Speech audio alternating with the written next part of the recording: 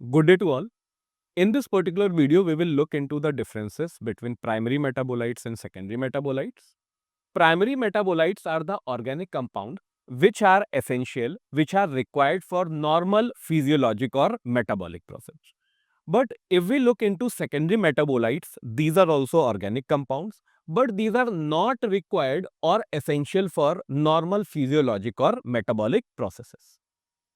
Coming to the second difference, we know the functions of all primary metabolites. So we can say that primary metabolites have identifiable functions.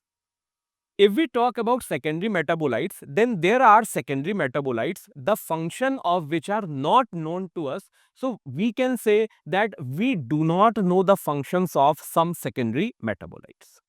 These secondary metabolites are useful to human welfare. These have as well as ecological importance. Coming to the next difference, that is in which living organism which metabolite is found.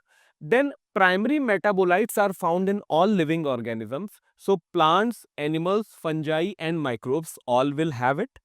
But if we talk about secondary metabolites, then animals do not have it. So these will be found in plants, fungi and microbes.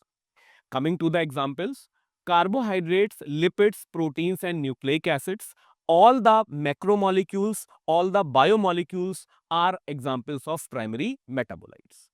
Secondary metabolites examples are given in this particular table. Pigments are a group of secondary metabolites. Examples are carotenoids and anthocyanins. Alkaloid has examples of morphine and codeine.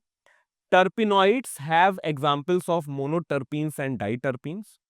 Essential oils have example of lemongrass oil. Toxins example is abrin and ricin.